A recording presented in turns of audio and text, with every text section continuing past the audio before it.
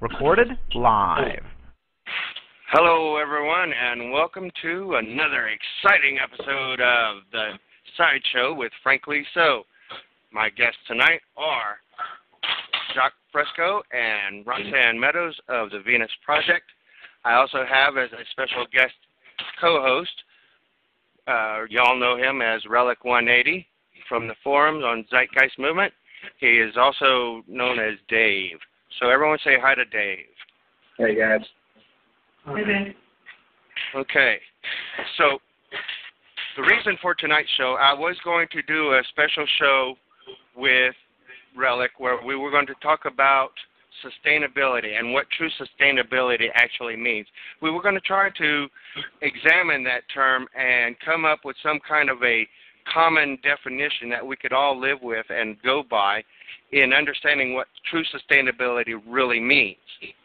But since there's been a recent upheaval within the movement between the Venus Project and the Zeitgeist Movement, I figured it might be best if we go ahead and have this show to kind of clear the air, to give Jacques and Roxanne a chance to answer some of the questions that have come across throughout the forum and what such. So tonight, as my very special guests, I have Jacques and Roxanne, who are going to have the majority of the mic time. We won't be taking any call-ins, I'm afraid to say, because I am trying to give them as much talk time as possible. But I will try to field all questions. So if anyone has any questions in the chat, go ahead, type them in, and we will go ahead and try to get those answered as well. Thank you all for joining, and let's welcome our very special guests, Jacques and Roxanne. Hey, Dave. We really... Oh, that wasn't Dave, right? No, that was Frank. Hey, Frank. Really appreciate the opportunity to be on your show. Yes, thank you, Frank and Dave. No problem. Straight to have you guys on. Yes. Yes, and this, I must say, is the very largest audience I've had yet.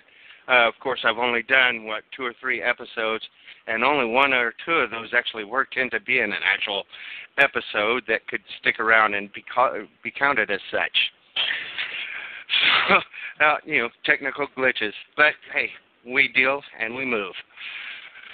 So, I'm trying to understand now, Jacques, what is it that we're not doing as a movement that follows the TVP, the Venus Project, and where is it that we're falling aside from that? Okay, I shall try to answer it. If I fail to answer it, and then reframe the question. Yes, sir. Let me say that the Zeitgeist Movement was a wonderful thing that appeared on the internet, and it was very useful. It pointed out the shortcomings of banks and the Federal Reserve System, which is great, but it never came up with any answers. What do you do about it? How do you prevent corruption? How do you put in sustainability? How can you maintain millions of people working cooperatively together? The Zeitgeist Movement never touched that. That's why I said that Peter Joseph didn't know what to do. Now I want to elaborate on that. For 75 years, I've been working on methods of solving social problems, how to deal with different people, from the Ku Klux Klan to the White Citizens Council that hate foreigners. And I was working all those years on how to bridge the difference between different cultures. That's what I was doing, because Peter Joseph said, well, what are you doing to make it happen? What do you do with your time? When the Zeitgeist Movement came out, at least we're working on problems. Let me say this. The past 25 or 30 years, Roxanne and I have been working Saturday, Sunday, Monday, no day off, using our own money to put up 7 buildings to do research on architecture, to write books, to make films, to make videos. I've been doing that for 75 years. Since Roxanne joined me, it's been 30 some odd years of doing additional work, writing scripts, trying to write scripts that can fit the value system so that people can understand. We've been having tours and speaking to people on weekends to try to get them to understand what has to be done in order to make a sustainable culture. So when Peter Joseph said to me, "You've been around for years, how come everybody doesn't know about it?" We, at the Zeitgeist Movement, made it famous. I'm saying that that's not true. We've been working for years on models, bridges, how to make transportation more efficient. All those years we've been working on it until we got it worked out. Now we're presenting it. So that's what we've been doing all the years, if you want to know that, and if you didn't know that. Now, then my argument with Peter Joseph is it would be nice if he didn't call me and say, "I'm working on your motion picture. I'm going to try to make a motion picture about the Venus Project, showing what life would be like." He can't do that unless he consults with me. I'm the guy that worked on the cities, the transportation system, the school systems, methods of eliminating crime and sustainability. He never asked me any questions about that. He never asked any questions. He just projected with a somewhat angry tone what he'd been doing all these years. He didn't ask me that. He just made that statement. He didn't get a chance to understand I was working on films, communication, videotapes, visiting different groups like the Ku Klux Klan, the White Citizens Council, the flat earth people that believe the earth is flat, how to bridge the difference in language and get them in line with sustainability for everyone, not sustainability for the banks or any particular segment of society, but for all the people of the world. That's what we've been working on. And the Venus Project did point out, the Zeitgeist Movement did point out the shortcomings of society. But the only thing they had to say of what to do about it was consult the Venus Project. They worked on what to do about it. So therefore, he should have given up the Zeitgeist Movement because it merely criticized the country. It criticized the banks, the Federal Reserve System. Now, what do you do about it? There was nothing forthcoming. That's what I mean when I said that the Zeitgeist Movement does not contribute to the process level of what to do about it. I'm trying to answer your question. We've never taken vacation all the time we've been here. We financed everything. And to be a cooperative venture, Peter Joseph doesn't believe in raising money from the group. Well, who do you think paid for the Venus Project? We did. Roxanne and I had good earning capacity, and we put up 10 buildings. Roxanne did the cement work. The purpose of the 10 buildings is to produce books, tapes, videos showing what has to be done. That's why. And we maintain it. The government never said to us, "You're doing a wonderful job. You don't have to pay taxes." They make us pay taxes, electric bills, without the support of anyone. Now, if the Venus Project say, or the Zeitgeist Movement, or any other group says, we'd like to help and help support the project in some way, they put all that upon us. I have to sell my house in order to print the books. The best that money can't buy. The government never gave it to us. Nobody ever paid for it. And we never asked anybody for money. But when the architecture collapsed in Florida, Roxanne lost her job. We can't afford to sustain it. We've been supporting it for 33 years. And that's a long time. Now we ask the public, we'd like to make more films, print more books, and we ask you to support us in whatever way you can. We've never asked for anything before that. And Peter Joseph thinks that since he's been here 4 or 5 times, he's got a general idea. He has no idea of really what to do, how to design cities, or he wants to get conventional people together, conventional architects and engineers, and submit their ideas for a better or sustainable society. When Charles Darwin came up with his theory of evolution, he didn't go to conventional people or conventional scientists. Conventional scientists used to write books on why man can't fly. So instead of saying, I really can't answer that question because I know little about flying machines. People have to learn how to say, I don't know. And so when they start giving their opinions about things without inquiry, I consider that crude and unfair. When people say, my God, Jock, the way you attacked Peter Joseph, he was only trying to help. You only try to help when you cooperate with a person. But if you go off on your own, do your own thing, that I know wouldn't work. If he doesn't consult with me on making films, on anything else, and he says, well, I don't want to make any person a hero. It's just the ideas that count. Let's just talk about the ideas. But I noticed when Peter Joseph made a movie, is that Peter Joseph makes this movie. He says, he announces himself, and then he reads from the Venus Project, not giving the source always. Sometimes he did, most of the times he did not. And people thought he had some wonderful ideas. And you can't check things out with Peter Joseph because he doesn't have the details. And if people want to know more about the Venus Project, they'd have to check with Fresco and Roxanne, people that work on it. So I would say that Peter Joseph has gone off in his own direction and trying to get conventional people, or when I say conventional people, I mean establishment, decide to try to help back up an environment shapes behavior. I don't need their support. I don't need a yes from a conventional engineer or architect. What I want to do is tell the public how the new system works. And if they can identify with it, join with us and share ideas with us. But if you go off in your own direction and say, well, I think I've got some idea of how the city works, so I'll build my own interpretation of it. If you do that, you run it into the ground.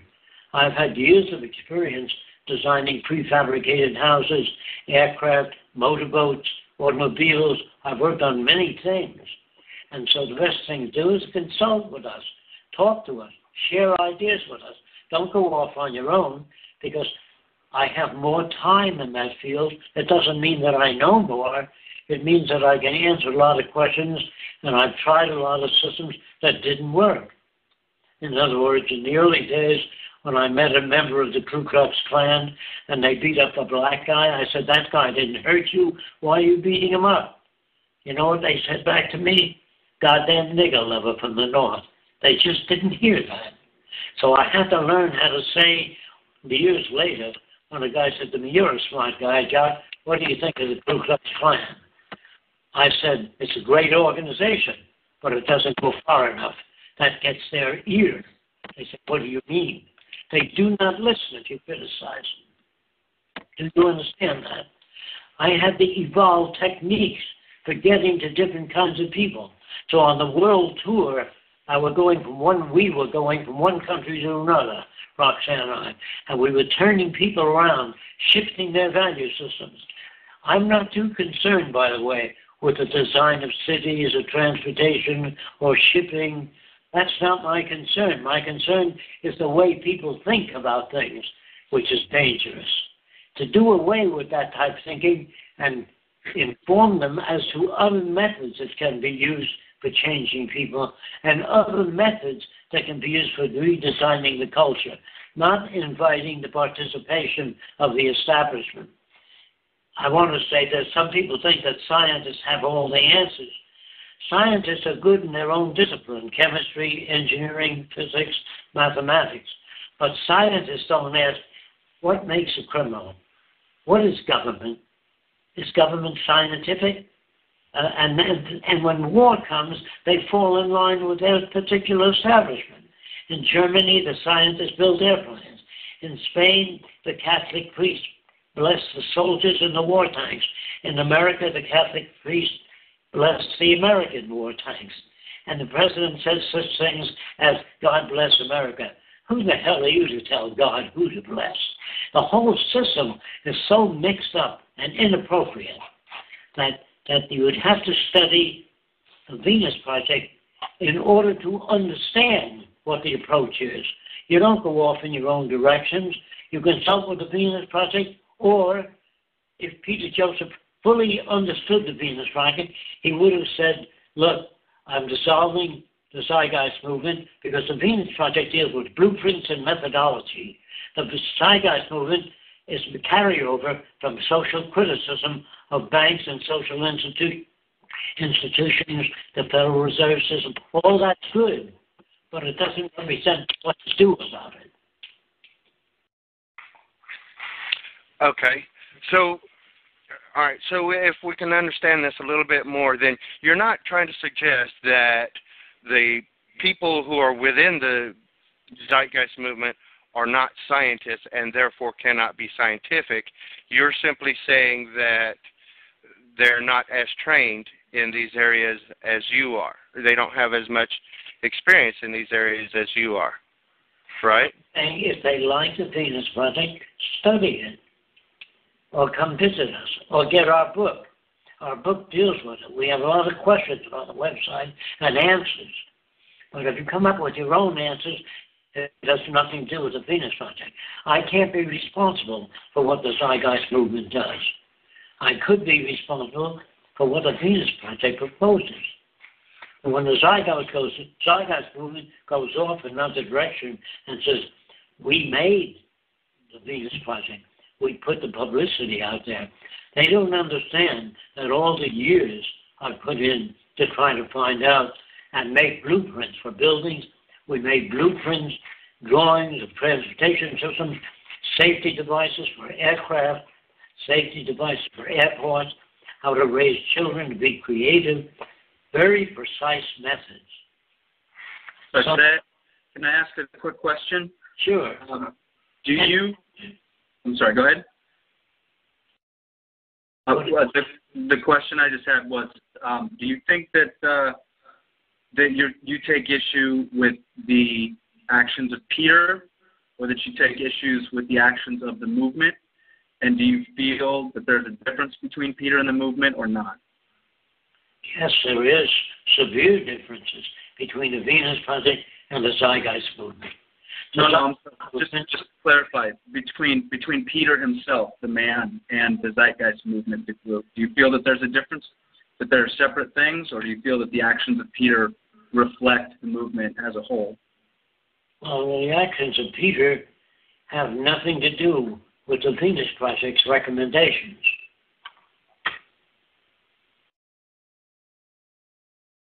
He makes films without consulting us, and I believe in cooperating together on films.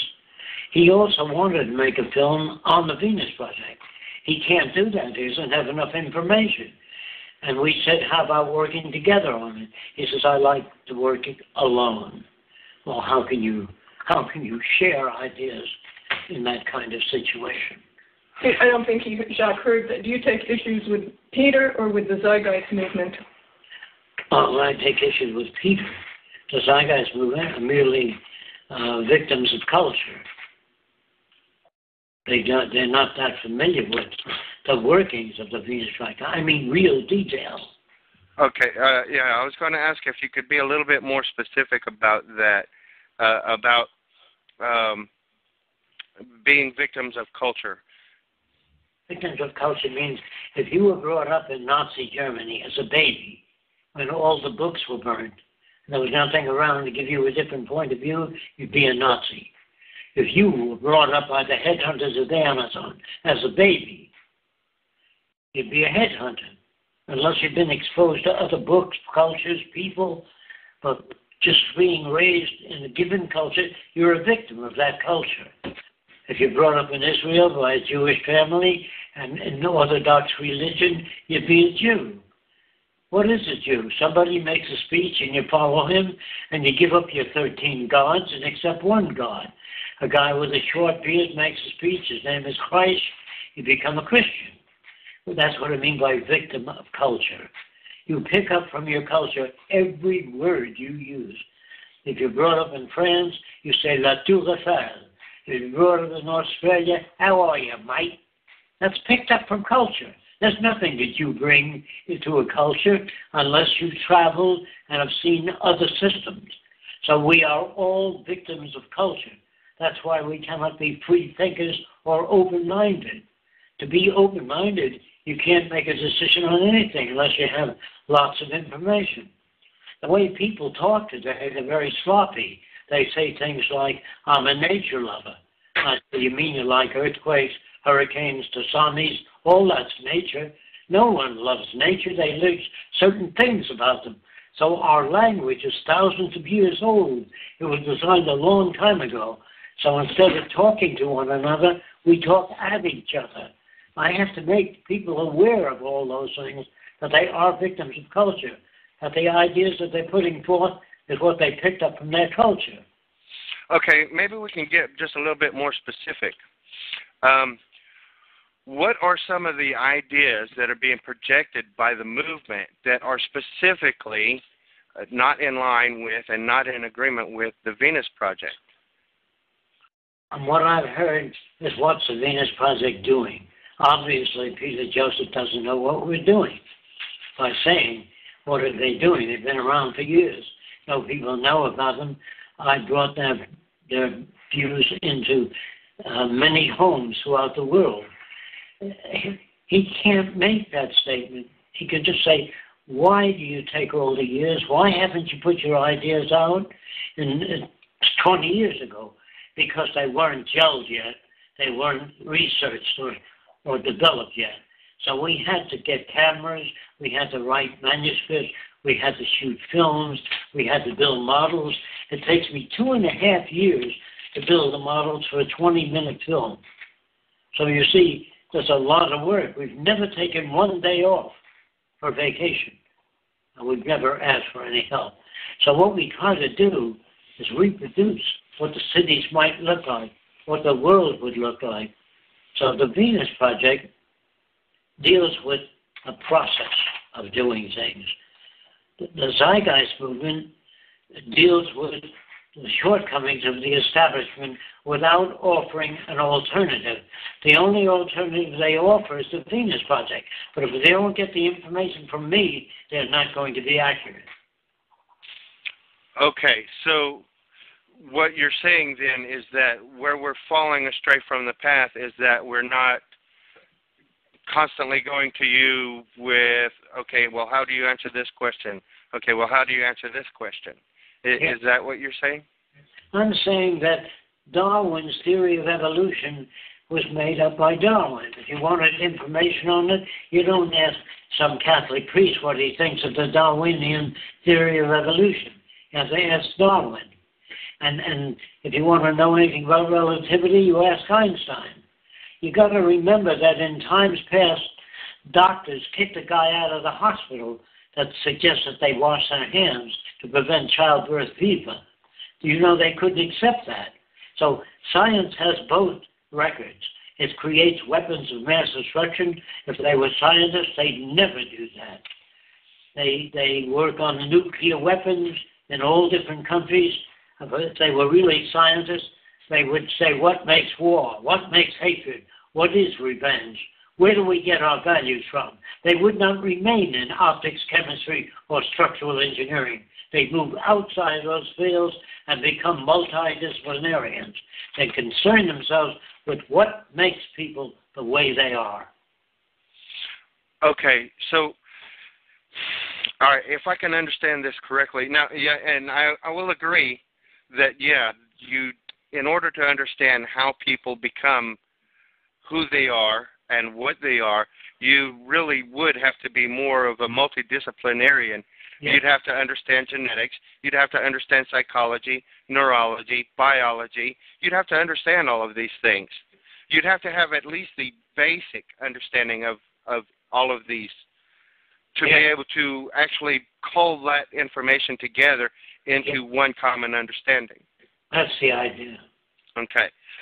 Now, here's where I'm having a little bit of a problem, and it seems like you're preaching to the choir, so to speak, because we in the Zeitgeist movement, as far as I know, and and I know for the majority of us, we actually agree with almost everything that you say.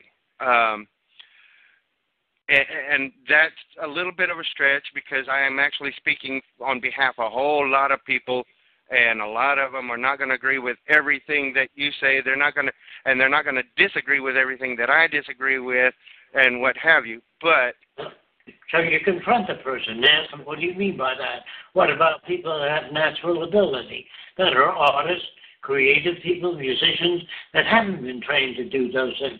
Let's get into a discussion on it if you disagree. Don't just go off on your own. You may not have as much verification as someone who works in the field. It doesn't mean that I'm right. It means let us discuss it, not debate it. I'm against debate. I'm for dialogue where you share ideas up and back. Many of the zeitgeist people don't ask those questions. They don't say, well, let me get Fresco's point of view in that. You're doing that now. That's what I want people to do. Exactly what you're doing. To question the hell out of me. Don't accept anything I say. Right. And so I would like to offer, I mean, this is our first show. This is our first attempt. And so far it seems to be going fairly well. And I would like to offer up this show as a platform, especially since it does take place outside of the movement. It's not associated or attached to the movement really in any way other than by virtue of the fact that I am a member of the Zeitgeist movement.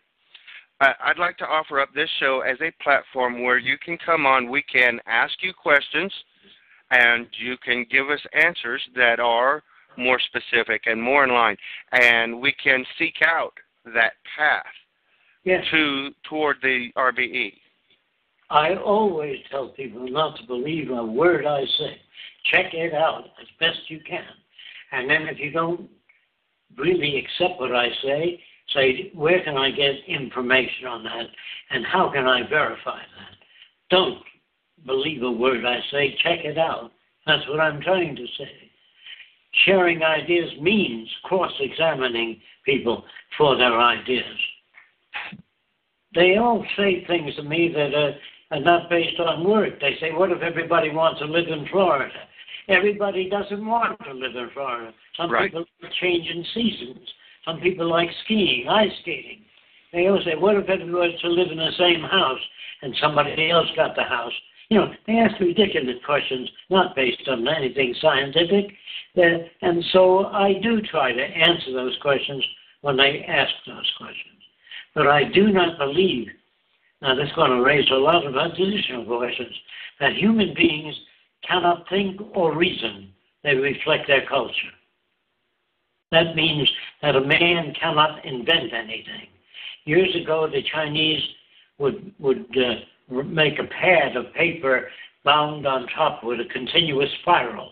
Then they'd write in the corner of the page different symbols of numbers so you know what page you had information on.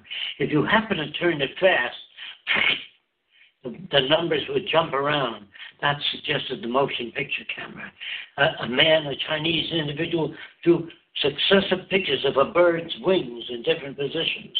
And by putting it in the corner of the pad and flipping it, the bird looked like it was flying.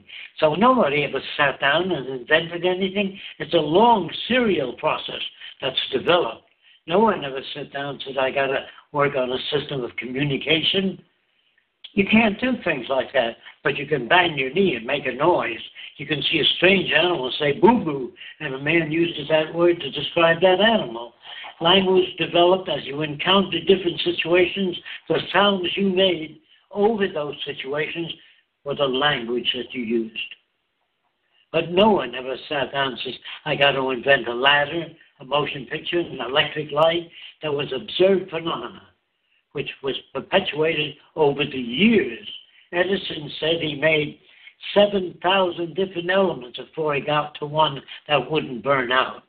The first Frenchman that built two wings that were too small jumped off the top of the Eiffel Tower, and he died. And his brother-in-law wrote, make wings larger next time. Man never makes a mistake.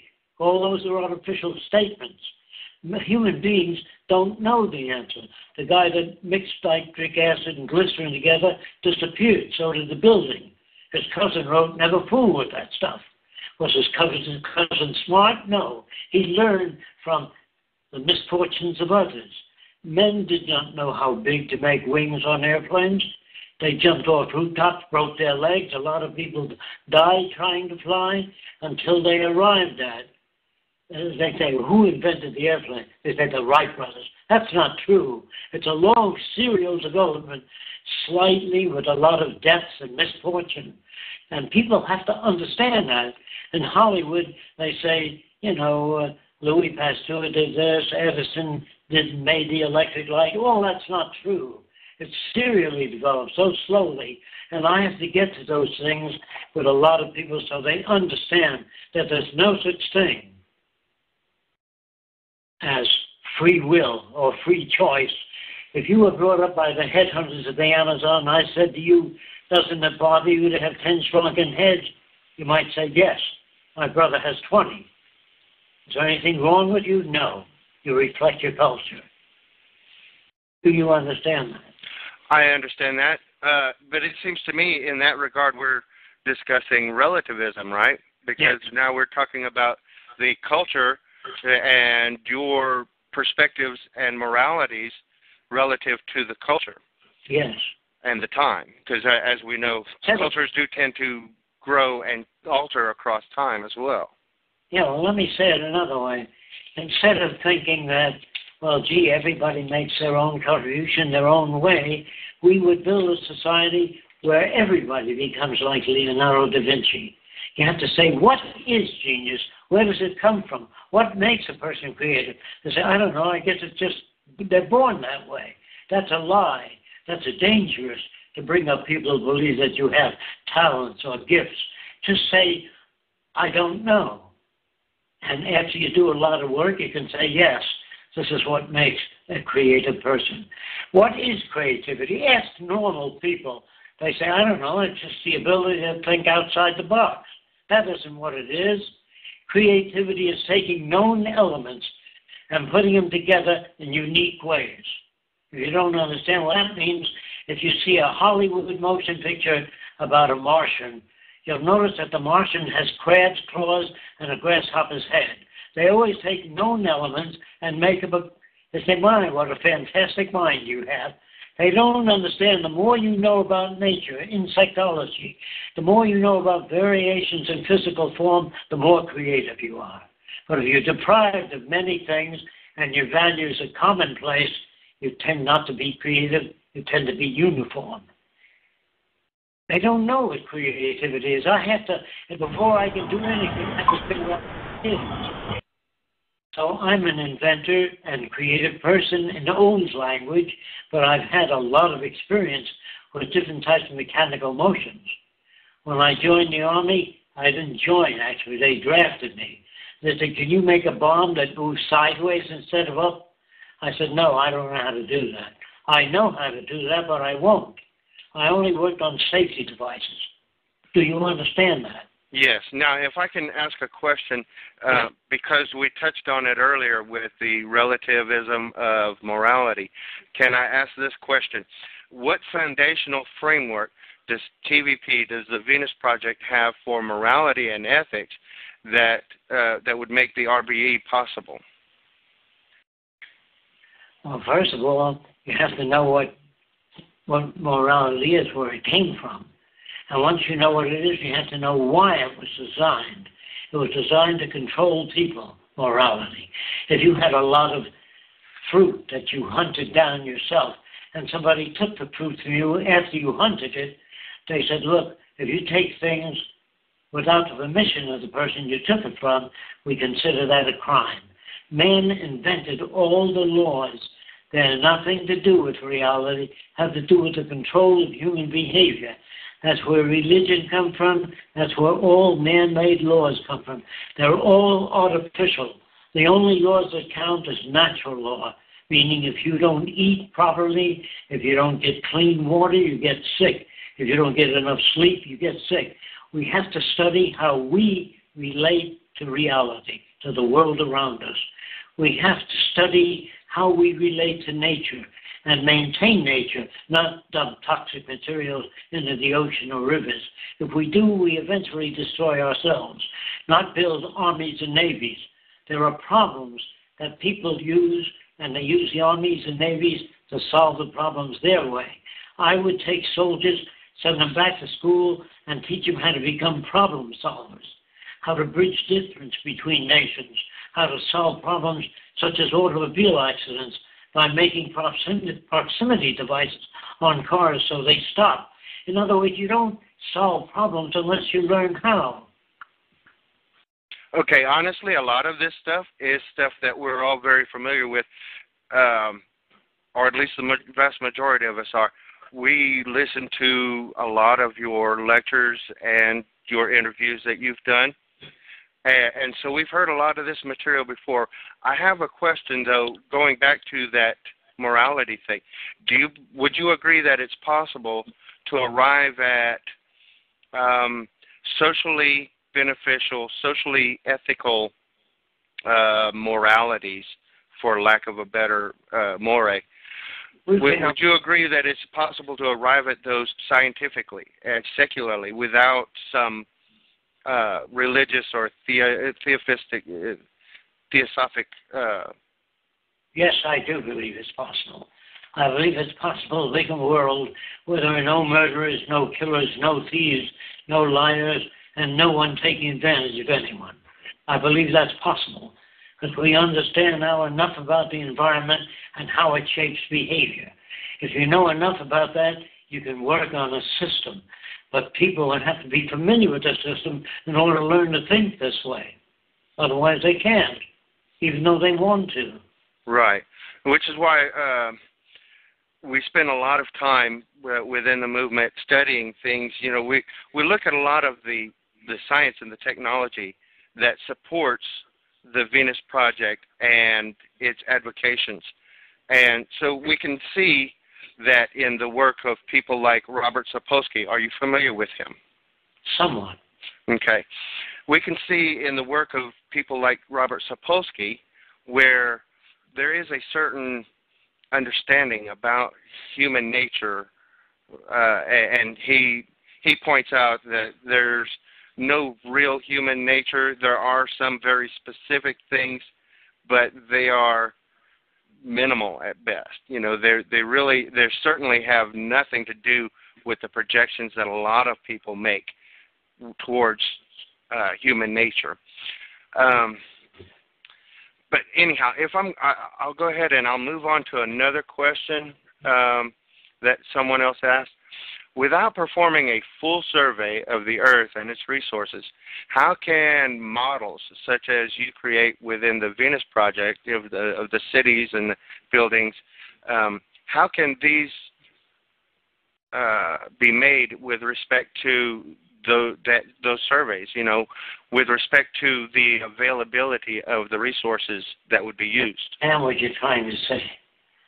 Before you build any city, you do a survey of the geological conditions of that area. How much arable land do you have? How much water exists?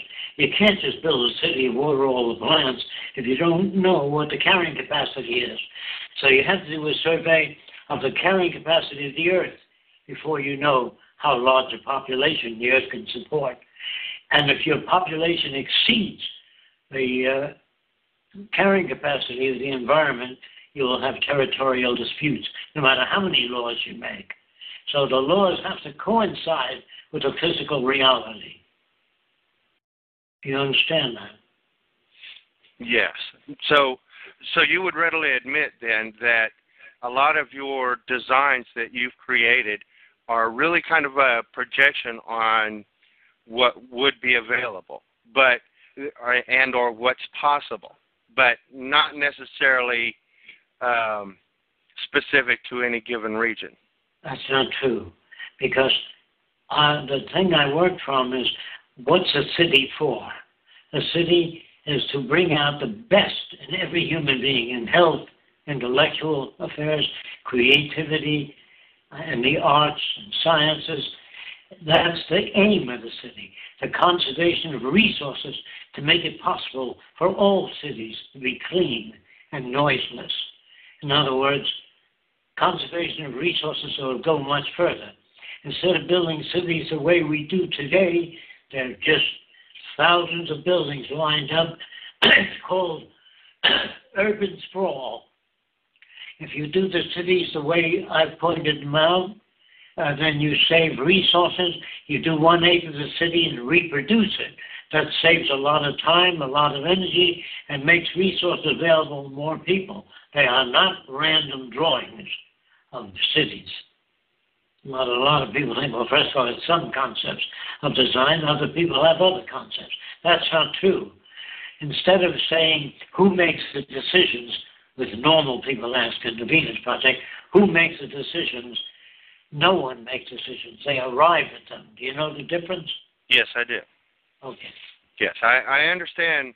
I understand that that choice is an illusion, right? Because when it comes down to it, you go with what the science says, and the science will typically come out with a most beneficial, a most correct, a most real answer. That's not based on your own opinions, only on work and labor. Robert Wiener, the father of the word cybernation, I asked him, what do you think of coordinated science? He says, it gave me a lot of trouble when I began to talk about cybernation. So, you see, scientists doesn't always, they also reflect their culture. They have egocentric behavior, and they learn how to surrender your ego in exchange for sharing ideas, not beating the other fellow. When ego is shared in terms for the sharing of ideas, that'll be the beginning. When all the nations of the world join together in one common direction, sharing of the earth's resources and sharing values without trying to win or without trying to beat the other fellow, you know that America doesn't go to another country to bring freedom and democracy. They go because there's oil or something they want. The same with Britain, France, England, all countries are basically corrupt. Oh, they don't look at it that way. They say, look, we're interested in German interests. We're interested in American interests. We want to preserve this country. At what cost to other countries? And as long as you do that, you're going to have trouble. Okay, I'm glad that you brought up ego. Because there are these projections and these suggestions that you are expressing some ego also in your suggestions that we should be going to you and asking you how do you handle this and how do you handle that, and I will grant that when you ask a question framed as that, what you're really asking for is a personal opinion. And that personal opinion may be based on some research that you've done, which obviously offers you the opportunity to supply that supportive evidence. I think I know where you're going. A person could say to me, how do you arrive at that? I disagree with you. Show me where you disagree with everything I've said up to now. Give me areas where you disagree. I told you that I don't have any opinions. I try to find out how much arable land, how much water we have on the land. That'll determine how long you can sprinkle your lawn. Not Fresco. Fresco ought not to have any opinions about anything. He says he doesn't know. So you study how to desalinate salt water. You do it for a purpose, to make drinking water available, less infections. And when I was invited to Dubai. They showed me their largest water desalination plant in the world. I said, what do you do with the water? They said, we have a theme park where people slide down hills with water. Well, what stupidity have you got there? It's a desert country. They have no water, and they build a water theme park. In other words, the people that run the area are princes, people without education, sufficient knowledge of how to harness that water for the benefit of all the people in Dubai. If you do that, your culture becomes richer. If you make it difficult for people to go to school because they don't have the money, the quality of the intellect of the society becomes less. And ego is when a person says, well, if you ask me, man will never get to the moon. Just say, I don't know. I don't know anything about rocket propulsion. I don't even know how to eat in space. I don't know. But if you study that, you can share your ideas with other people. And if they find shortcomings, you say, well, I don't quite agree with you. But you have to point to what you disagree with. Just not say, it'll never work. You'll never see a world like that, at least not in 1,000 years. I used to ask people, do you think we'll ever get to the moon? No, not in 1,000 years. Just say, I don't know. It's not my field. I don't know the real difference between the Zeitgeist movement and the Venus Project. I don't know enough about how Fresco thinks and how PJ thinks. I don't know. Well, okay, I will certainly admit that I'm not familiar with enough with the different things that are said off camera, off mic, what have you, that are not recorded and projected out for everyone to hear. So I can't honestly say what the difference is in the way that y'all think, because we all do. We all think separately. We all think according to our environmental influences. Yes, that's true. Let me just say this. Years ago, I did a study, and most people that are in airplane crashes do not die in the crash. They die due to the gasoline spilling over the engine, and it explodes. They die of burns. So as a kid, I worked on methods. If the landing gear doesn't come down, the fuel is blown out automatically. The pilot doesn't have to do that to prevent fire deaths if you have to make a crash landing. I worked on how to get out of a flat spin, how to make three-dimension movies without glasses. I work on material things like that. And if you say the trouble with that is, if you point out the shortcomings, I will listen to you. I don't feel I have all the answers, but if you don't point out the shortcomings, the trouble with you, Fresco, is you said that everybody ought to listen to you. I didn't say that. I said if you do a survey first and build a city in relation to the carrying capacity of the environment, not Fresco, then you're doing a better job than working on your own opinions. So you might think that I got some opinions, other people have other opinions. That's not true. Okay. Just fire away any question you want to, or point to the shortcomings of what you feel I've talked about. Well, honestly, the only place that I personally, and this is just my own personal opinion. Fine. Okay.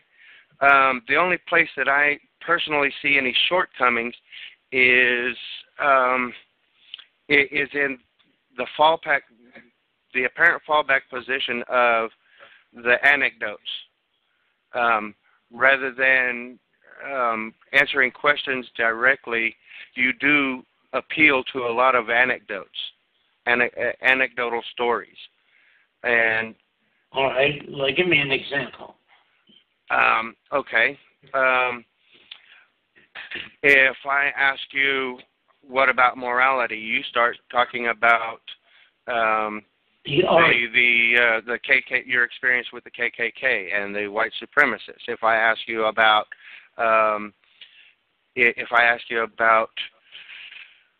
how to build a better rocket ship or how to build a better city, you'll refer to the survey, the planet-wide survey.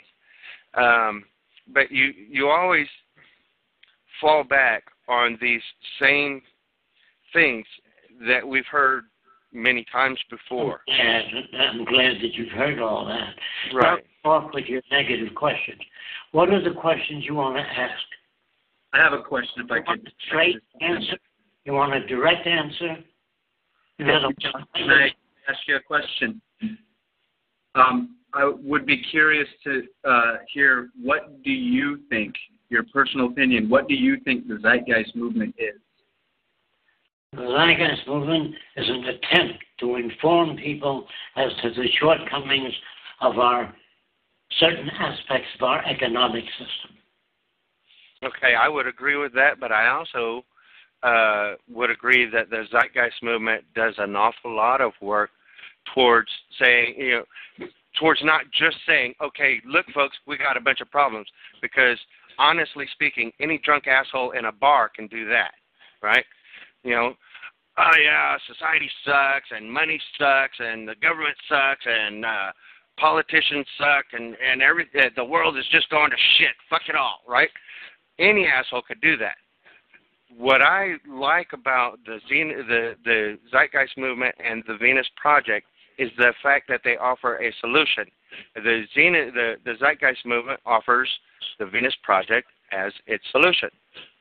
And so if in my way of thinking about it, the Zeitgeist movement isn't pointing towards enough of the Venus Project and its solutions, then, or if it's not familiar enough with the Venus Project and its solutions, then maybe some more of that information needs to be made available.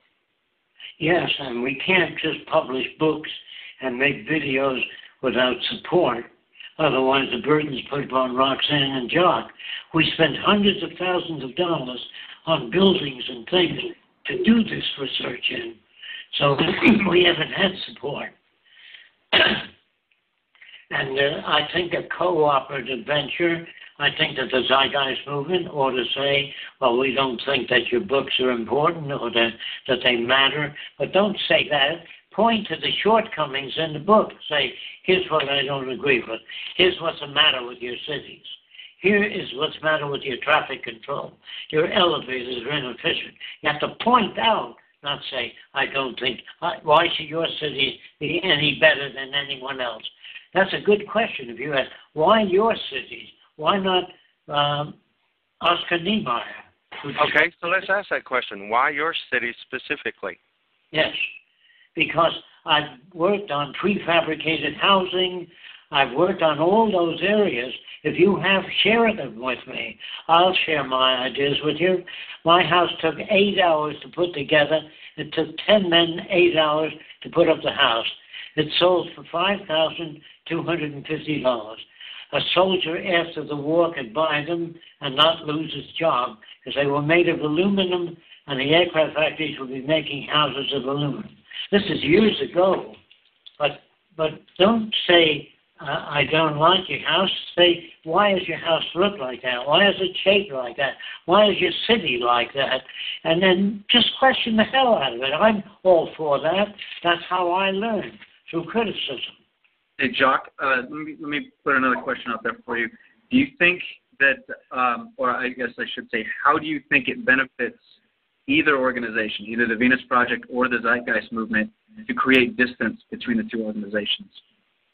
Oh, I feel that PJ, without bringing in more and more of the Venus Project, and still talking about the Zeitgeist movement, doesn't fully grasp it. The Zeitgeist movement is a starter, which he convinced a lot of people that our system was at fault, which is great. Now bring in the Venus Project and leave out the Zeitgeist movement, because the Zeitgeist movement of itself never had any descriptions of how to achieve that. That's why. Okay, this may just be a projection on my part, but I think when Peter typically refers to the Zeitgeist movement, he refers to them as the activist arm of the Venus Project. And when he suggests joining the Zeitgeist movement, he suggests joining them as a support structure for the Venus Project. He does not share his programs with me. The making of a motion picture, he wanted to make it alone. He says he works better alone. And I thought that Venus Project would be cooperative with the Zeitgeist movement and work together, sharing ideas. I did not find that. And I felt that he's going off in his own direction, which cannot achieve what he would like to achieve, although he believes it can. And he said, at least he said to me, he was disappointed in the reaction that people had to his film. He said he was very disappointed in it. Well, You should not be disappointing people. However they react is the way they react. It's your own projections. If you think if you design a city, everybody will like it, they will not. They like what they're used to. You can't walk up to an Indian and say dancing around a fire with a feathered hat is ridiculous. The Indian doesn't say, you know, I never thought of it that way. That's an interesting concept. He can't say that. He's not brought up with that frame of reference. Okay, someone made an interesting point in the chat, and I'll just say it was Danette, who is a member of the Z Radio team. That is a good point, though. She pointed out that it appears that your biggest problem with Peter right now is about the movie and about the fact that he wanted to make this movie on his own. Make a movie about the Venus Project on it. Right. You can't do that. At least not without collaborating with you, but he wanted to do this on his own, and that seems to be the biggest bone of contention. Is that correct? Not a cooperative project. That's his interpretation of the Venus Project. It could have all the faults in it, or it could be great. But if he doesn't share it with me, how would I know? Okay, let me ask you this question then. Yes. Third question. If I, as a member of the Zeitgeist movement and a 3D artist, said that I would really love to work with you on creating this film, could we collaborate, and could I have some input on the scripting for this show? Yes, I say let's share it. Let me see it. Okay. So it's not that you're beyond working with anyone on it. It's just for it. Or that you want to have the primary say. You at least want to have some collaborative say. I want to see what the other person offers. Okay. I would say to PJ, how would you raise children so they're creative? If he's honest, he said, I don't know how to do that. Just say, I don't know, when he doesn't know. And if he's got a theory as to what he'd like to try, let's share it. That's all I'm saying. Cooperate. Don't go off in what you think is right or wrong. I don't do that. I always ask people, please, don't listen to what I say. If there's things you don't understand, criticize it. Bring up your opposed views. But don't say it'll never work. I can't do anything with that. If you say your beams are too small, your brake drum is too small, in other words, give me a physical description. But don't. Ego is when you say, nah, you'll never see that, not in 1,000 years. That's ego. Okay. So I would put out there that my own position is that the actions and things that Peter says are not necessarily representative of the way the movement as a whole feels. And I would be interested to think if you feel the same, or if you feel that what Peter says and does has a direct influence on what the movement says or does. To a large extent, I would say PJ has been collecting information from fairly good sources. However, when he takes it on his own, meaning without working with other people directly, you can't come up with anything new. When a psychologist says that jealousy is an inborn trait, you have to know how to check that out. If you say there's such a thing as psychic phenomena, and you don't know how to check it out, I would say not a qualified investigator. I met a group of psychologists that were going to investigate ESP. They didn't know how to investigate it. How do you investigate that? They said, well, we'll put you in charge. And that isn't, the remarkable thing about it is they're going to investigate it without studying how magicians do things, how they arrive at such views. Can you repeat that question? It came through really echoey and was very hard to hear. I'm sure Jacques didn't hear that. I'm sorry about that. The question was, well, I prefaced the question by stating that I did not feel that the actions or things that Peter says are a direct reflection of the attitude of the movement. And my question was, do you feel differently than that? do you feel that what Peter does or says, to some extent, obviously, is a reflection of the movement itself? I think what Peter says is a reflection of the movement itself. No, he would not make his own motion picture if he did. Do you think that what Peter says is a reflection of the Zeitgeist movement, the members of the movement? No. So are you saying that the members go off on their own, or do you Yes. take the guidance of Peter? Some of it.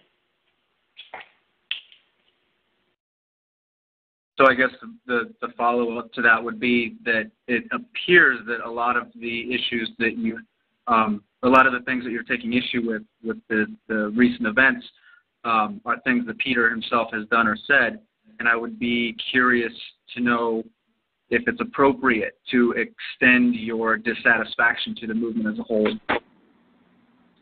No, I don't do that. I usually tell people how behavior or try to inform people as to the origin and invention of a certain product, how it's invented, how the brain works, how associative memory works.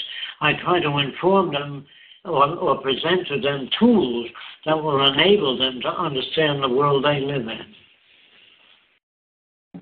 Are you disappointed in Peter or the movement itself, the people in the movement?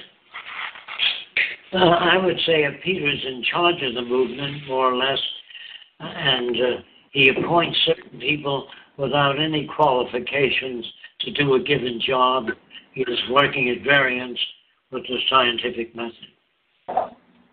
Okay, that may be just a little bit of a projection on your part. I can't speak to that specifically, but I do have a question that is becoming paramount. I mean, it's being screamed at me from all directions. I've got 7 or 8 different Skype windows open with all these people asking this same question. And the question is,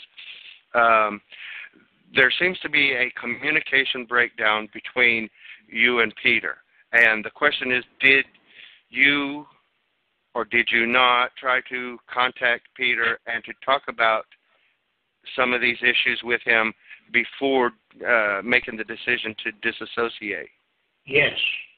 I asked him to come out here. We have a lot of areas to cover in detail. We want to discuss those differences. He tried to come out here, but he was apparently too snowed under. He took on a lot of work, and he was unable to make it. But he went on doing things without consulting with us. And I felt that it was more or less not the best way to arrive at decisions.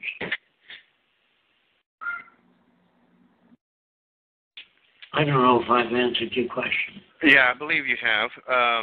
I'm sorry. It kind of raises another question, and that is, okay, the granting that he got snowed under and he got too busy to be able to make it out there to discuss this stuff further. Doesn't he have some kind of an obligation to the fact that, okay, this movement is still moving forward, it is still an ongoing thing, and so aren't those things, I mean, they're going to continue on their path whether he's there or not, right? And so if he's not throwing at least some of his attention to it to try to help its direction. I don't believe he does that. I believe he helps his concept of the direction. Okay. But we can't be certain on that either way, either of us, honestly. Well, what makes me think he's doing that? Because he didn't consult with me. If he believes in cooperation, that's what it means, working with the other fellow. Invite him in. What do you think? What's your reaction to this or that? Okay, granted, but given time constraints. Then you call on the phone and say, I don't have the time, but I'll get with you Wednesday or whenever I can. Okay, now it's been suggested that y'all haven't actually been answering the phone when he has tried to call. And I'm not projecting anything of my own. I am simply saying what's out there. I don't understand that at all. If we're not here, we don't answer the phone. But the We always message call is a them back. message. They leave a message on phone. We have message collecting phones. Yeah. Do you understand what I'm saying? Yes. If he called and I didn't answer, he says, "This is Peter. You can get in touch with me by calling this number." That's all he has to do. But if you Okay. get mad or pissed off, you're not dealing with a problem. Okay, so obviously there's a communication breakdown somewhere, and Yes. I would guess that should leave the door open for some reconciliation. Because, if you can remedy those communication breakdowns and reopen the doors, then there is room for reconciliation, right? That can only be done if Peter accepts the words that I use called communication, semantics. If he's into that, he can understand it. If he's not into that, you can't send Jewish group to a Nazi meeting to raise money for the B'nai B'rith. You can't send blacks to a Ku Klux Klan meeting to share ideas. They can't share ideas because they're coming from different distortions, different backgrounds. You always think you can sit down and talk things over. That's ridiculous. That's a projection on the part of most of our civilization. They think they can send a diplomat to another country to get them to understand our position. Whenever we send a diplomat to any country, it's to preserve American interests, not to share ideas with other countries. You may think, or brought up to it, that we get other countries to bring democracy. You may believe that. That's propaganda. I don't. I don't believe you can talk to people unless they understand your frame of reference. Hey, Jacques, do you believe that the Zeitgeist movement is unified in its position or its claim of position as the activist arm of the Venus Project? No, it's not the activist arm. That's a statement made, but it's not the activist arm of the Venus Project, unless the Venus Project agrees with their action. Okay, and I can agree with that. Do you think that it should be the unified position of the Zeitgeist movement to be the activist arm of the Venus Project, even if that means that we have a little bit of learning to do on our side? No, I think you should come to the Venus Project and say, we agree with some of the things you say, some of the things we can't accept, and tell me why. That's the only thing I ask, that you don't set a thing aside without talking about it.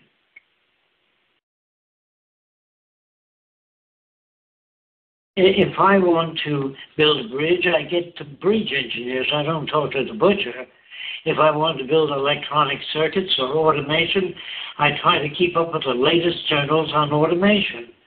And I will suggest something, and they say, well, that wouldn't work. It's impractical. That's good. I learned something. Okay, so let me ask this question then. Do you feel that the Zeitgeist movement is unified in its position as the activist arm of the Venus Project? Or do you think that there are those in the movement who do advocate the Venus Project and those who don't?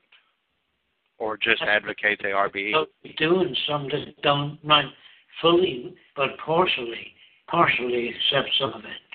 And some of them don't. Let me just expand on a part of that question because I'm curious.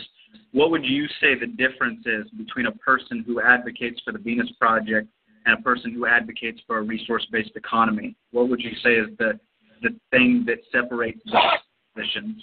The resource-based economy is formulated by the Venus Project. Are you familiar with that? I am, yes. But I want to know what you think about a person. Like, what is the difference in the position of a person who actively advocates for the Venus Project as opposed to a person who only advocates for the resource-based economy and not the Venus Project? What's the difference? I wouldn't know what they're talking about. Because the resource-based economy is the Venus Project. So there's no so essentially there's no difference, or is that not correct? Well, it would be, I'd say to them, what does a resource-based economy mean to you? And if they can describe it in detail, they've got it. If they misrepresent it and come up with their own interpretation of what they think it means, they do not represent the Venus Project. So you would ask them to define their terms? Absolutely. So I make sure I understand what they mean. And that's why I said before, if you didn't get it, when a person says, I'm a nature lover, do you love hurricanes, earthquakes, and tsunamis? They don't know what they're talking about. Most people don't, because they're brought up in conventional schools where they give them a set of values that are artificial in many instances. All I want to know is whether they represent that process. You know, when I talk to scientists about particle accelerators, they have a common view. If they don't have a common view, you're talking to your hat. Okay. Right. Yeah, I would agree. I mean, I spent a little bit of time with, what was that group called? The scientists, not the Christian scientists, the other one, Scientologists. That's it. I don't buy that at all. Yeah. Well, they do have this one thing where they talk about communication and this. It's kind of like a triangle of communication, which it kind of makes sense. It does on a logical, rational level, and it probably follows from some scientific background somewhere. So, you know, it's kind of like that, you know, where I can say, okay, well, I agree with that little aspect of what you're talking about, but to combine it all together into this conglomeration that you've come up with lizard men from outer space who planted us here on this planet, I'm not sure if I follow all of that, just to agree with that one little point. I can't deal with that at all. I can only deal with the Venus Project, but I can't deal with Scientology. To me, is a mythical structure based on an individual who hasn't done much research in a given area. Right. In other words, I don't accept Scientology. Right. It's the same category as religion to me. Right.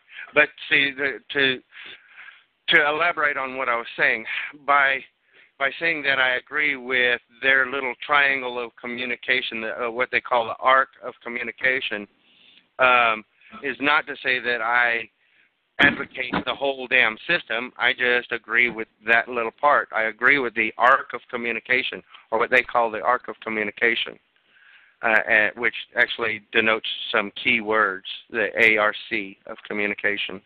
I can't deal with that. It's too abstract for me. You're getting into philosophy of language and meaning and interpretation. I believe people reflect their culture. Now, if you show me where they don't, if they've traveled a great deal, they become what you call individuals. An individual is experiencing different things than the average person.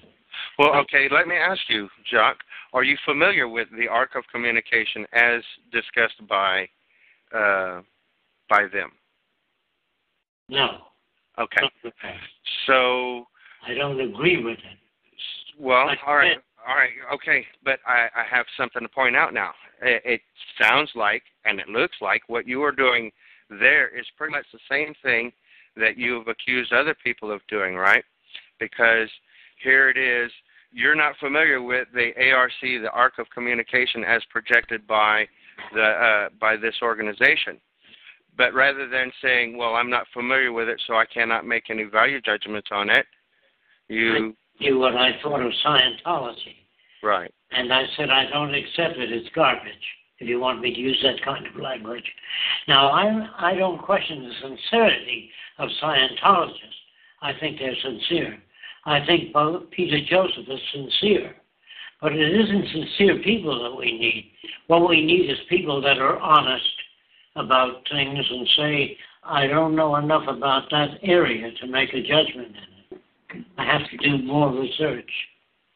Or I don't know if I'm qualified. Or I'll check with a person that has much more information in that area. You know, there are many different alternatives, rather than you concluding that fresco is not fair or this or that. You'd have to know a lot about the way, what sets my values. Is it ego? Is it research? You don't know. If you don't know, just say, I'm not sure about a lot of things that Fresco says. That's all right. But if you start pointing to certain things and say that's not correct, you'd have to point out what is not correct about it. So let me quickly bring the conversation back to some of the recent events that we had been discussing. I would want to ask. Yes. I don't believe people can communicate with each other until they develop a common language. Remember, when engineers talk to each other, it's not subject to interpretation. When chemists talk to each other, they can write a formula understood in any country, not subject to interpretation. Mathematics is not subject to interpretation. As long as you have a world where things are subject to personal interpretation, it doesn't work. I'm trying to tell you certain things. If you don't know that, you're operating at a disadvantage. Okay, and I can agree with that. But what I wanted to ask is, with the recent events that have been going on between the two groups, do you think what do you think would be your ideal outcome for this situation? Do you think a complete separation of the groups would be an ideal solution, or do you think that there's if effort or anything was not an issue, do you think that there would be a better ideal outcome of things? Well, I think if you want to know about the Venus Project, you have to study it, period. Then we can talk about it. But if you think that the Venus Project is a certain practice where you follow Fresco, you're wrong. I tell you to do research on the project and try to find out. And if you find any discrepancies, name it. Don't say it'll never work. Don't say there are 1,000 things wrong with it. Just point out the shortcomings. Not saying it's a shortcoming, but point out to a physical reference for the shortcoming. Your wheels are too small to maintain stability, or your inflated tires are not great enough to carry that load. It has to be a physical description. I believe that we are all shoved by nature, and human beings do not have any free will, free choice. They're all forced to their decisions by the culture they live in. People getting married, sending you a card, happy birthday, all that is bullshit of the culture. Where men wearing earrings or stainless steel rings through their tongue is for identification with the group that they associate with. But it does nothing for people. Okay, so here's my thing. I've studied a lot of the concepts that are put forth by Venus Project, and you specifically. I've also looked into the science behind a lot of it. Now, am I somehow mistaken, wrong, or off base if these particular scientists whose reports that I read are alternate and different from the particular source that you found? Am I somehow off base because I have a different source from you? Not at all. Just bring it up. Let's discuss it. Okay. So you would change me a little, I would change you a little. Maybe so. But I doubt it, because we actually happen to agree. And the scientists that I've been finding happen to agree with a lot of what you say and a lot of what you project. The point that I was going to make, though, originally and initially, was that one of my favorite people to listen to, is Alex Jones. Why? Well, because Alex Jones agrees with a lot of the things that the Zeitgeist movement has said and a lot of the things that the Venus Project have said, but he most especially he agrees with the conspiracy theories that were put forth in the first film, and yet he arrived at that information in an entirely different way, through an entirely different methodology.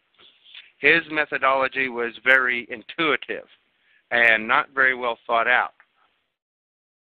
Once he found his rationalization, he stuck with it. And he kept pushing it forward, almost as if it was some kind of a religion. He didn't study it scientifically. He didn't rationalize it through evidence and experience. But he came to a lot of the same conclusions. So I could read a lot of stuff that's on the Venus Project site, and if I don't find the cited referenced materials, where did you get this from? Is this from Nietzsche? Is that from Freud? Is that from, the different intellectuals across the spans of time? If I'm not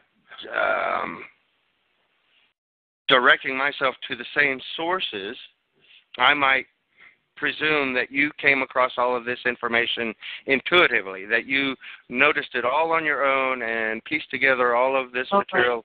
I didn't do that. If you want to know specifically, I wanted to know how we get to behave the way we do, and I said, I don't know. So I got a job on a boat, worked my way to the South Seas. I want to know what people would be like if they weren't sent to our schools. What would their values be like? I said, I don't know. Go there and find out. Well, I went there and I found out their values differed from ours and their behavior differed from ours. And that's the only way I found out. Now, who am I to say they're right or wrong? Because I don't believe in right and wrong. I believe people do what they're brought up to do. In Salem, Massachusetts, we used to burn witches.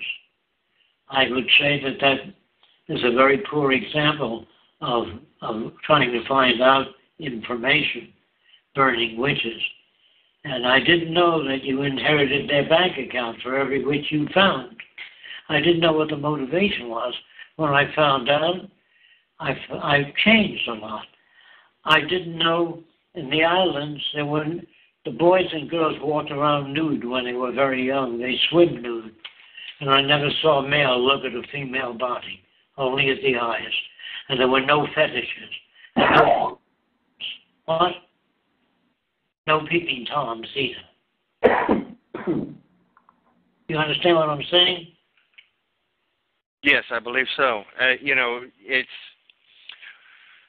We move through this life and through this society and culture completely unaware of how our thought processes affect what we see and what we perceive.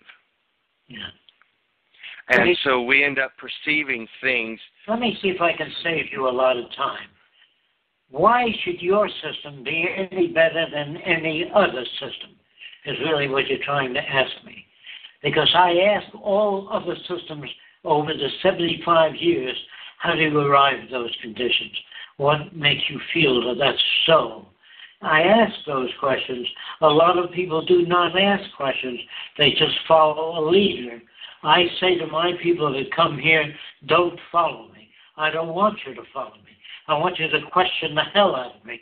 And if I fail to answer your questions, you say, you didn't answer my question. I always say, don't be polite. The only way you learn is by being honest, directly as you can. And this is the basic operation of the Venus Project. You may not know that, but it's a very open system. It isn't follow me. I know. I'm older than you. I never do that. I demonstrate whenever I can the physical properties of certain materials. And that's what the way engineers talk. They say that steel bar has so much torsional strength, so much compression strength, and so much tensional strength. But they're not opinions, they're findings. That's very different than opinions. So you're brought up to believe that everyone should have a right to their own opinion. I'm against that. I believe people should have access to information where it says we don't know enough about that yet to make a confirmation. We have to do more work on that. See, I'm brought up with a different set of values, so we're operating from a different position. In order to meet, we have to learn one another's language and how we arrive at decisions. Don't forget, the Venus Project doesn't make decisions. They arrive at them, which is very different than making a decision. Politicians make decisions.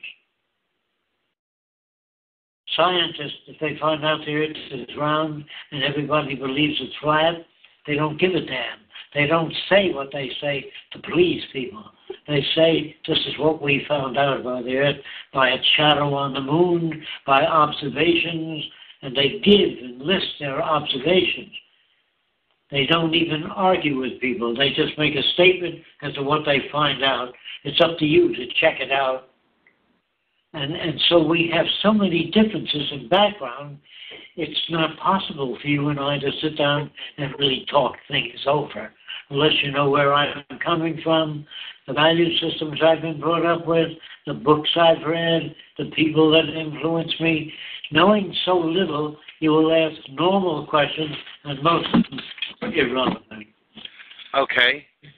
Maybe this might be just another one of those irrelevant questions then.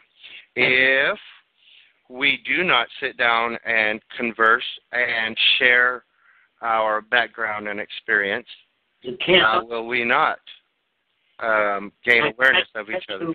In the beginning, that you can't do that, that the white citizen council cannot discuss things with black people. They don't have an understanding of their values. Do you understand what I'm saying there? Well, I do, because we sit down and share values. When I, as an agnostic atheist, however anyone chooses to term that, my personal preference is rational being. There's no such thing as a rational being. Okay. You don't know where I'm coming from. There's no such thing as an atheist either. Well, the same definition. An atheist is a person, if they describe it to me, as we don't accept the common view of how the earth began. That a man up in the clouds made it, and it took 6 days, on the 7th day he rested. They reject that as highly improbable. Right. The story doesn't make much sense. Right, and that's basically an atheist. That defines an atheist. But that is one definition of an atheist. Right, but that is not the whole definition of an atheist, because that is only a part of who they are. You're right. Right. And so, to define you and I, we couldn't do so in a simple conversation. We certainly couldn't do so tonight. Right. Now you get, that's exactly what I believe. It takes a long time. Right. Because we are our experiences. Yes. And right. we're so in that regard, we're greater than the sum of our parts, but in the same regard, we're no more than the sum of our parts, because our parts being experience and experience related. Yes, our experiences vary, so we come to different conclusions. Right. And we're all sincere. That's the damn problem. Everybody's sincere, but their background in turn is what you have to try to understand. Right. I don't say that I have can design any philosophy that you come up with. Someone will hate you for. Can you understand that? No matter what you think, if you're a Catholic, Seventh-day Adventist, or a scientist, someone will hate you or want to kill you, depending on their background. Now, people will come up to me and call themselves truth seekers. How the hell can you seek the truth? You have to know everything to know what truth is. Well, honestly, isn't that exactly what a scientist is? I mean, we do make a lot of projections onto science, right? Science literally means to know. That's one definition. But a science, really, we don't have the tools to see the world as it is. We can only see it as our receptors enable us to see it. There are radio waves moving through this room, I can't see them. There's bacteria in front of me, I can't see it. So I'm not even conscious of the world around me. There are groups in America that call themselves higher consciousness groups. I meet with them and I say, where are your kidneys? I says, I don't know. How fast is the blood moving through your vein and artery? They don't know. And what do you mean by higher consciousness? I don't accept words like as readily as ordinary people do. I'm very careful about those things. And I don't believe people can communicate unless they have parallel experiences. Okay. But at least in no more than their experiences are parallel. Yes, you're right. So it's kind of a relativistic point of view. More or less, yeah, I would agree. I do believe that over a course of time and a course of contact, people can share ideas and come across a much more common understanding. Right. I agree with that, more so. If they don't try to understand each other, they can't. If you insist that Catholicism is the only way, or Zen Buddhism, then you're not an open system. An open system is to listen to other systems, check them out as best you can, and whatever you come up with has to do with your background. Right. So, in trying to get this across and trying to understand where we're actually going with this very personal conversation we're having between the two of us and having an audience in the background, in sharing communication, we must understand that if all I do is project my ideas, I am not communicating. In order for us to communicate, it has to be a give and take. There has to be That's too general. a reciprocation of knowledge. You take in some of what I say, and you compare it. It depends on where you're coming from. If you come from a group of metaphysicians, I don't pay much attention to what you say. Right. So I can't share with you. If you're a very rigid follower of Moon, the guy named Moon, I can't share ideas with you. Oh, yeah, the Moonies. I remember those. So many things that people cannot share due to their differences. So I don't get mad at them. I say they come from a different system, a different set of values. Right. Now, some guy told me he has the ability to find water. So I cover a pail with canvas and fill many pails with water. And if he can find the water, I accept it. But so far, no one has demonstrated that, to me anyway. I always try to understand. If a person claims they have the power of telepathy, I check them out. Because I read every book on telepathy and every trick that magicians use to simulate that. And then before you go out to investigate telepathy, you better become well informed on how different systems and codes work. And very few people do that. They're not able to. They don't know how. They don't even know how to begin to investigate those things. I've always guided people, and they'd come to me and say, how do you check out telepathy? How do you check out telekinesis? How do you check those things? They don't know how. So they hold it in abeyance all their lives. Right. Well, yeah, exactly. They seem to hold on to this notion, well, I've experienced it for myself, and until you can experience it for yourself, you can't understand. And okay, that's the same thing I'm saying about science. And until you can accept and experience science and the scientific method of operation and methodology, then you will not be able to accept what I'm saying, because I follow the science and the scientific method and where the evidence leads me. Yeah, I understand that. All those differences have to be taken into consideration. But I can't use those people. Whenever I meet a person that claims to be superior, I say, how can you grow more food for hungry people? They don't know. How can you prevent automobile accidents? It's all I know. And if they have nothing to say about anything real, I have to let go. Because if I didn't, I'd believe everything. So if I meet a person that says they can read my mind, no matter what I'm thinking of, I say, all you have to do is demonstrate it once. I don't have to be convinced, just demonstrate it. And I've tried to work with those people. I've tried to understand those things. And so far, they've never proven anything to me. What do you want me to do? I pictured an elephant, and a rat eating an elephant, a little mouse, and not getting any larger and walking out of the room. I said to the guy, can you read anything I think of? He says, yes. I won't use scientific terms, but I will describe the event. I said, that's fair enough. He didn't get it. Then I picture a carpenter's saw walking into the forest and a tree cutting the saw in half. If he got that, there's telepathy. But if he says, you're thinking of your long-lost brother-in-law, well, that's possible. I think of improbable things, that the cup drinks the water rather than the person. I think of things outside the box. If there's really telepathy, I know it's not a coincidence.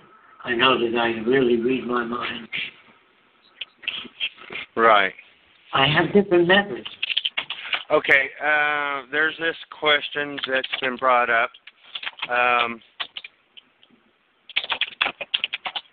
It's suggested, at least by Peter apparently, and I'm getting this secondhand. I did not get this directly from Peter, so I can't say with absolute certainty or any certainty that he actually said these things. And that's part of the reason that I was avoiding the question, is because I'm getting it third hand. I'm not even getting it second hand. I'm getting it third hand. But the question is, and the suggestion is that Peter said that your idea for the motion picture wouldn't work, and he disagreed with your notion of the picture. In the movie business, he's been a consultant, and he has had experience, but he doesn't know that I also have been in the movie business, and he doesn't know that I was a consultant on films. And he didn't know that. So he didn't ask me. He said, do you have any experience with movies? He just told me he had. And that's not, he doesn't even know how to investigate those things. See, you ask a person, have you ever made any films? Do you know how to make films? Do you know anything about art? I used to teach fine arts, and I taught technology. So I know, and I can teach anyone to draw. I've never had a student that failed. As long as they had hands and eyes, I can teach them. I know how to get to people, different kinds of people that are slow learners. I can get to them and give them a method of learning. Teachers use examinations, and teachers don't know how to teach children how to draw. I can teach children how to draw like adults without going through the baby drawings, because I know what the problems are. I know how it works. I don't just know, I can demonstrate it. Okay. Well, come at me with any kind of questions you want to. I don't restrict you. Any questions you want. Okay, I will. None. No, I'm just messing with you. But there was that aggressive tone, so I just kind of answered it in kind. Sorry. I really didn't have any question to ask you immediately. I was still formulating one. That's all right. But in any case, so where do we go from here? How do we reconcile all of this and bring this together so that the Zeitgeist movement can still exist and still support the Venus Project, because that's the whole reason it was set up? Yeah, well, that's very rough.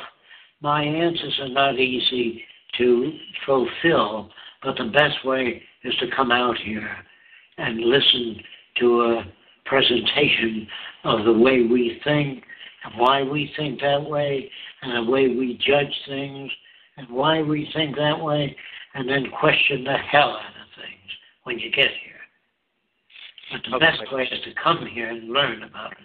Surely you can accept that it would be difficult at best. And read our books and try to criticize the book. But surely you can accept that it would be difficult at best. I mean, this movement has over 500,000 members globally.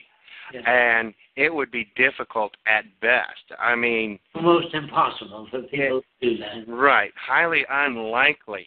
But if you want to become a doctor, you go to the university and study medicine. If you want to become an electrical engineer, you have to go to an electrical engineering environment. That's the way it is. Right. There is nobody that can just say, well, I can't come out there. If you can't go to a university to learn electronics, particle acceleration, particle behavior, you can't learn about it. You can't do it. You can get books out, but you wouldn't have a reference for the words unless you had an up-and-back conversation. Like you feel you can question Fresco and Peter, you really can't do that without honestly knowing their background and reason for decision. Okay, well, I do have a question. Yes. Would it be at all possible for the Zeitgeist movement to fulfill the quota by perhaps you having some online lectures, such as this particular episode of this particular show could have produced? In other words, would it be possible for maybe you to go on to TeamSpeak or something like that and put out these lectures for lots of people to be able to get this information from you without having to be able to visit you directly? The problem is that different people listen to it and they have different backgrounds and they interpret it differently.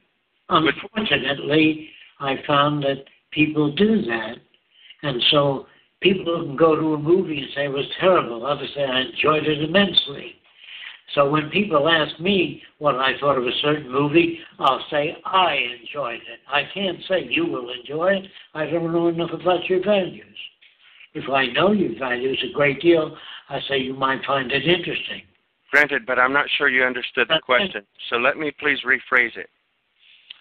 Would it be possible for you to produce pretty much the same kind of lectures that you would at your place over the internet, streaming over the internet through something like maybe TeamSpeak, where people would be getting that same information from you as they would there at your place, but wouldn't have to make that journey to do so? And also, I just had this little comment because your argument that you used was that people hear things differently or have different experiences, and so they'll hear it and experience it differently based on their previous experiences. True. Wouldn't they be just as guilty of that on the internet as they would be at your house? No, because at the house they interrupt me. I say, interrupt me if you don't understand. If I fail to answer your question, point out to where I failed and what I didn't answer. In other words, we have up and back, we have demonstrations, we have electronic and optical demonstrations for different levels of people that don't know about certain aspects of technology. We have the instruments here to help them understand what I'm talking about. If I say your eyeglasses are distorted, I can demonstrate it with polarized light. I don't have that on the radio. I can't take people that see things a certain way and enable them to see it a new way. I don't have the equipment to handle all the variations and backgrounds. I honestly don't have that. But here I do. So I would say that 99% of the people that come here walk out different than when they come in. This is true on the World Lecture Tour. Starting from scratch. You see, when you talk up and back, you waste time. When you listen to a full concept, then you can review it and think about it. See, this up and back conversation we're having now can't go very far. I know that. I'm just doing it to try to accommodate to your questions. But I know it doesn't work. I would never do this on my own. I always talk to large groups of people, and I can start from A. You see, when Edison invented, say, the electric light, he had to explain it to people of the gas company. They couldn't conceive of it. When somebody built a flying machine, people said if the Lord wanted man to fly, he'd been born with wings. Well, I hit them with, if he wanted you to wear clothing, you'd have been born with clothing. See, they are so simple, most people, but they're not well enough informed to ask good questions. They reflect their culture. I've never heard an original question. I'm just telling you my experience. Okay. So when I talk to most people, I lecture to people and inform them as to how values occur, how the brain works, how associative memory works, what bigotry and prejudice is as a structural system, not an attitude to want to uphold or denounce. I took about 3 Catholic priests and turned them around so they no longer follow that, but not through up and back conversation, because they can't ask anything new. They don't even know what the question is. You take people that work with criminals, and they have a word called criminal, and they say, what are you going to do with the criminals? I say, what do you mean by a criminal? When you go to a supermarket, you buy a box of Wheaties and it's half full? Or you're in politics and you take a bribe from the American drug companies? What do you mean by a criminal? They think it's a guy that breaks in your house and steals things. Politicians and judges are all criminals to me, because they take in, never say what is the environment that person came from, what shaped their patterns of behavior. And if they knew that, they would never judge anybody. Even in the Bible it says, judge not lest you be judged. And I've never met a Christian yet that behaves that way. Love your enemy. Turn the other cheek. It says in the Bible, thou shalt not kill. Larry said, what do you think of Christianity? Larry King. I said, it's a wonderful idea. When are they putting it into practice? I remember the interview. Yes. I've never met a Christian that behaved that way. What do you want me to say? That's the truth. Now, can a Christian know the truth? No, he's not qualified to know how to check things out. So basically what you're saying is that there's no way for you to truly be able to share all of the information. I'd love to, but there's no way. You're right. Now you got it. Short of people visiting you. No, the people visiting me come because they want to know certain things. They only got a million questions when they get here. Okay. What makes that? So let me ask you this then. What would be the problem in sharing as much as possible online, and then those who still have questions that simply could not have been answered online can still go and visit you? And then this way you can disseminate as much of that information as possible to as large an audience as possible. What would you say if a person said to you, I want to become a physicist, but I can't afford to go to MIT? What would you say to them? I'd say, man, that really sucks. I wish there was some way for everyone who wants to be able to be a physicist to be able to do that. I would say that it is possible to study an awful lot of that information online. No, it's very hard. Because you got a class out there, and people ask questions on different levels. And what one person understands, another person doesn't get at all. Depends on their background. You can't talk to anybody. Well, that's a myth. Let us sit together and share ideas. That's all a mythical subject.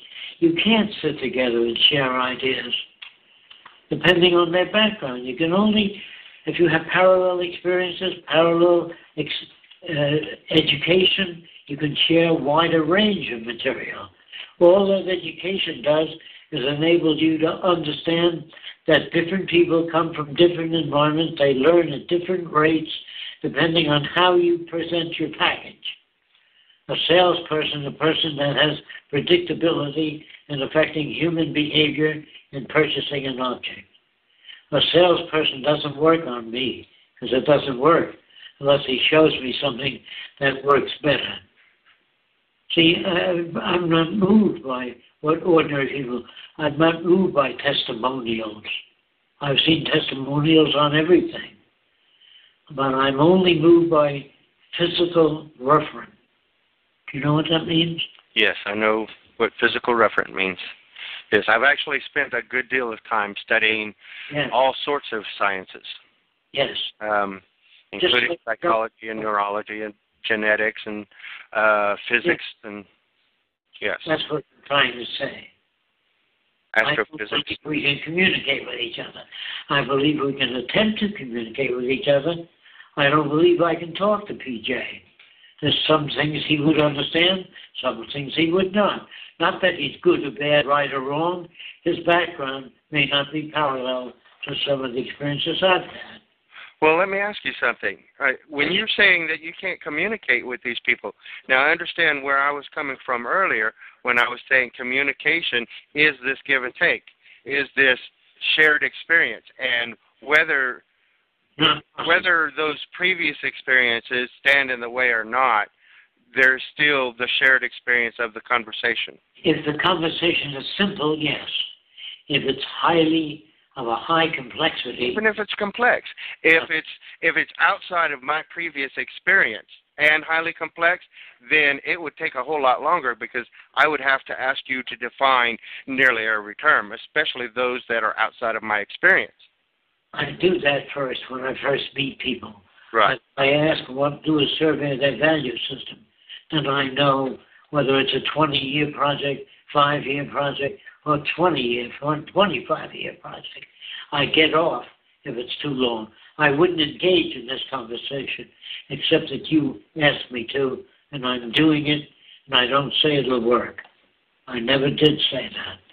But the people that come here to learn about it are people that come to learn about medicine, electronics, bridge engineering, civil engineers, go to universities where they are placed in an environment where they've come to learn.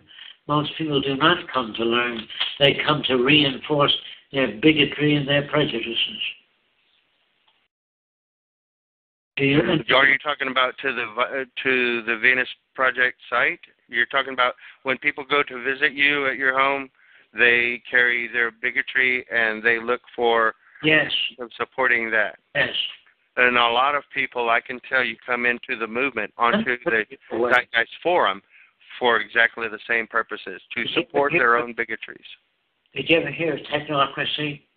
Yes, I've heard of technocracy. I was a member once, and I asked that chief engineer, how come there are no Orientals in the organization? They said the Oriental mind can't grasp technology. I said, how come there are no blacks? They said, let them start their own section. So I resigned, because I could not defend that point of view. I believe that anybody can learn anything, that there's no such thing as Oriental way of thinking, except in the Oriental culture. But if they go to another country, they speak like a German, or they speak like a Frenchman, or an Australian, depending on the environment you put people in. Okay, I have another question that was presented to me. The question is, why don't you share all of your plans and the transition plans, especially for the Venus Project, et cetera, especially with us, the Zeitgeist movement, who purport to be the activist arm?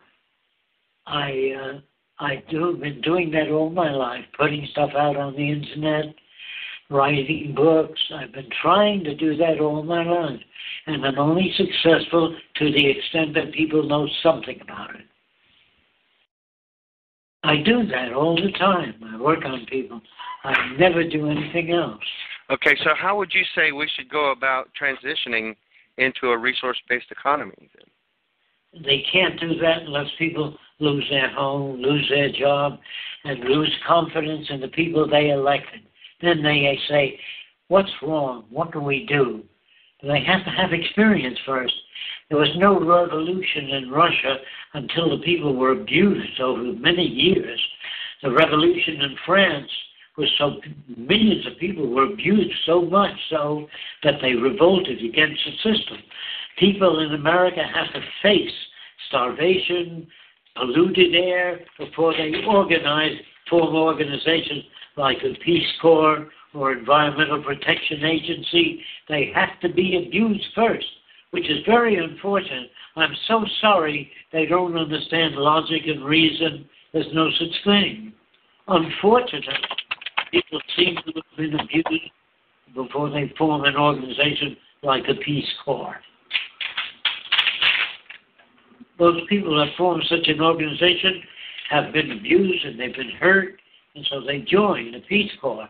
But what they really want is all people to be well adjusted, but they can't if they, like an old Jewish man said to me, will you permit tradition in the Venus Project?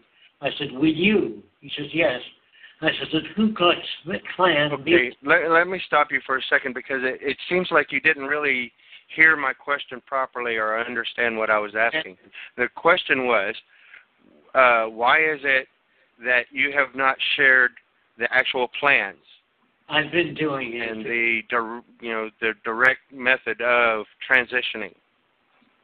Because they usually, when I send them plans, they take patents out of it.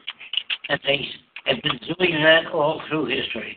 They've been taking ideas that I put out there and using them. That's why I don't share detailed plans. But if you come here, I'll show you blueprints to almost everything.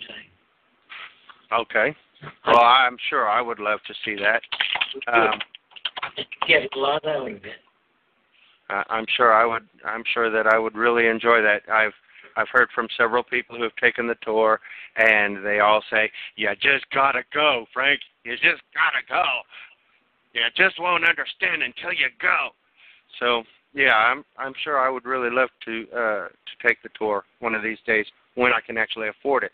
Unfortunately, I'm currently unemployed and don't have the money to make that trip. The same with Roxanne. She used to do stuff for architects and the whole building industry collapsed in Florida. Now she has no work at all. Yeah. So, I mean, we're just in that current economic condition right now that it's difficult for a lot of people to afford much of anything. And I don't believe I can communicate on the internet except to some people that have some relativistic degree of thinking. But if they don't, I can't communicate with them. And I don't know, when I'm on the air, I don't know who the hell I'm talking to. But right. I ask questions first. What are your values? Who do you admire? What do you like to do? Do you have any hobbies? I says, I just like fishing. Then I said, for a 20-year project, I can't take the time out. Right. Well, actually, my favorite hobby thus far, doing a lot of scientific, technological research. I find all kinds of information in it. I think the greatest majority of my interests with science seems to be in the social sciences and behavioral sciences. Okay. So if you're in behavioral sciences, say 20 years, and somebody comes up to me and says, what is your conclusions? Would they understand them? Most people, no, not without some experience. I mean, in all honesty, sorry, there are an awful lot of people I talk to who come from these metaphysical backgrounds and who have this human nature argument, human nature projection, that until they experience and examine the science that says the human nature argument is pretty much completely bogus, until they've actually experienced that and studied it, they will continue to deny everything that I say. That's right. They're victims of culture, limited knowledge. So a victim of culture is not a bad thing. It just means that Germans get a lump in their throat when they see a swastika. When a Jew sees a swastika, he spits at it. So there's a difference in reaction as the culture they come from. That's why you say to me, why can't you communicate? It isn't me. to communicate, you'd have to know many different things about people. And I don't always have that information. Right. Yep. You know, we've been talking for just over 2 hours, about 2 hours and 5 minutes, and I've really been enjoying this conversation. I could probably go all night. I am that stoked and enthused by the conversation. But we should probably work on winding this down because I'm sure you'll be wanting to get to bed soon, and I know we'll start to lose some of our audience. So do you have anything that you would like to end this conversation with? Yeah, read as much as you can on science, keep up with what's new, and to try to learn something of the way scientists arrive at decisions. I can name books for you: Mind in the Making by James Harvey Robinson, The Theory of the Leisure Class by Thorsten Veblen, Engineers in the Price System by Thorsten Veblen. I can recommend many books, and we can talk rather than act. You have to do the same thing. Okay, yeah, that sounds great. Dave, your keyboard is coming through over the mic. Okay. If your questions, I see no limitation. I see that the more you know about science, the more we can share ideas. And if you don't know anything about it, we have difficulties. Okay. First, good or bad. I really want to be able to talk to you more, but not necessarily online. Not necessarily on a show. Would you be willing to accept calls from me from time to time, and we can talk about new and emerging sciences and scientific discoveries and things like that? The reason that I can't is because I work every night. We have to answer email from all over the world, and a lot of people call me and want to come here. I never get anything done. I never write any books or finish any films.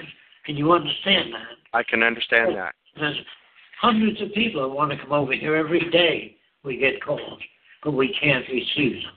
Okay. Then the next question is, I've really enjoyed doing this show with you. Would you be willing to come on more often?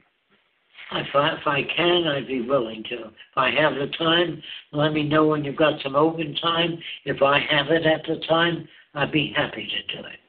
Okay, great. Well, I've really enjoyed doing this show with you. Thank you, everyone, for joining us tonight. We had, probably 400 or maybe even more people actually in the audience tonight and participating in chat and all that. This was a phenomenal audience for such a brand new upstart show that, last week I think my audience was 3. So thank you everyone for showing up and supporting the show, and thank you for supporting the movement, and thank you for supporting the Venus Project. And let's try to study the science behind it a little bit more. Let's try to study where Jacques is coming from and not just project our old world understandings onto it, okay? Because that seems to be where a lot of this rift is coming from. Enjoyed it. Thank you all, and good night. Thank you, Jacques. Thank you, Roxanne. Thanks. All right, thank you both. Bye-bye. Bye.